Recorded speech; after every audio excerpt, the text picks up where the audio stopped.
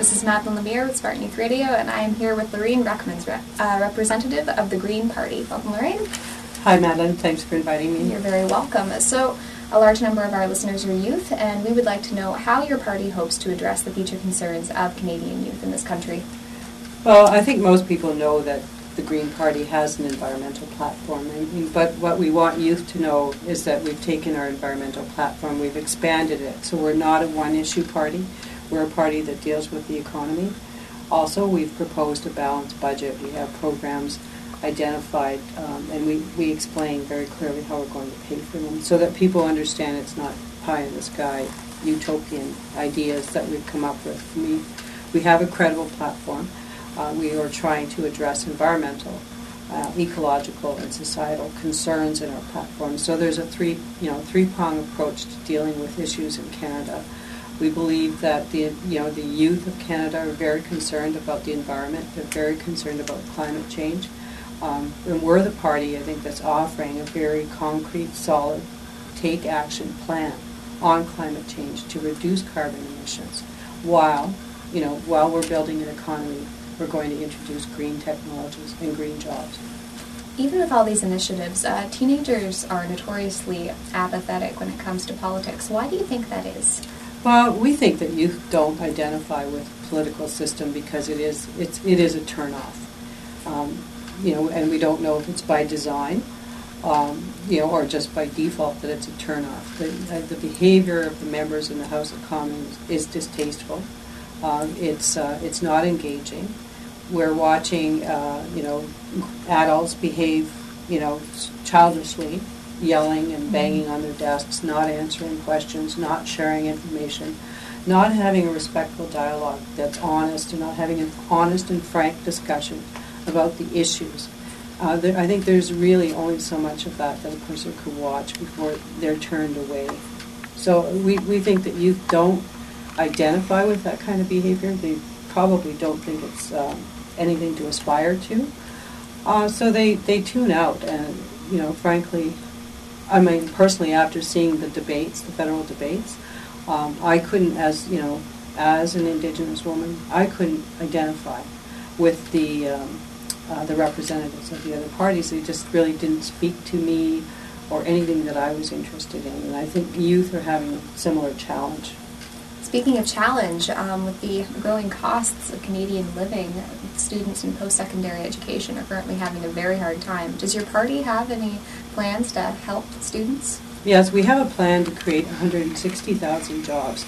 It's called the Environmental Youth Corps Program. And what it is, it's a program that's targeted to youth between the ages of 18 and 25.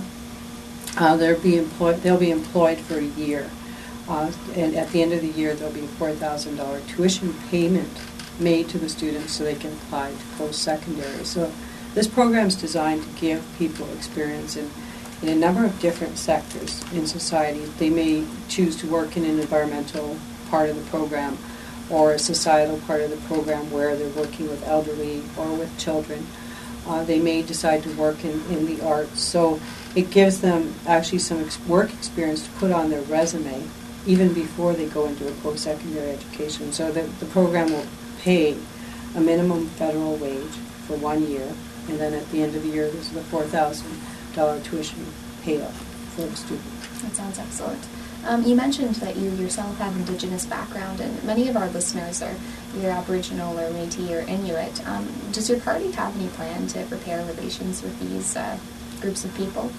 I really appreciate the question. I am the critic. I'm the Aboriginal Affairs critic for the Green Party of Canada, so I spend a lot of time working on Aboriginal policy.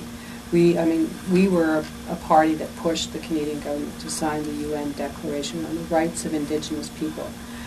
I think we are the party that is most vocal and adamant about dealing with First Nations on a nation-to-nation basis to resolve outstanding issues. One of the problems with the land claim settlement process in Canada right now is that it actually contravenes international law. And a lot of Canadians might not realize that even though we're resolving land claims in Canada, we're asking First Nations to negotiate with a government that is holding the purse strings. First Nations have to borrow money to hire lawyers and negotiators to participate. So it is really setting an inequitable negotiation position, which is almost duress. So it is illegal under international law. The Canadian government is asking First Nations to extinguish their rights and title in exchange for a settlement. So, as a party, we recognize the shortcomings of the process, and we're prepared to rectify and work closely in consultation with First Nations forward. Alrighty then. So, out of all of the issues that your party platform addresses, which one do you think resonates the most with youth in this district? Well, I think that youth in this district probably understand our push to connect people with the environment, whether it's through employment opportunities or engaging them in protecting biodiversity, but we're talking about youth in this region specifically, land-based initiatives that bring young people back to the rural and northern parts of Canada, back to the northern regions.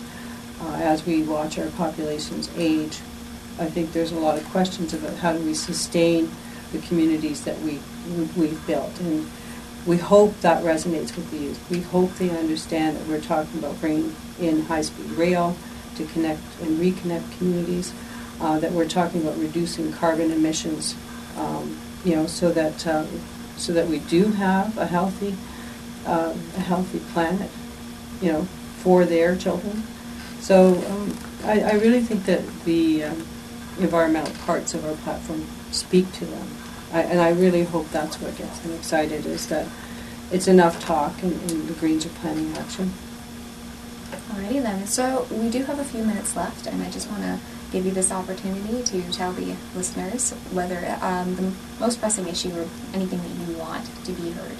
Well, one of the things that we're committed to as the Green Party is increasing participation in democracy. Mm-hmm. And I think we've been troubled with the lack of participation.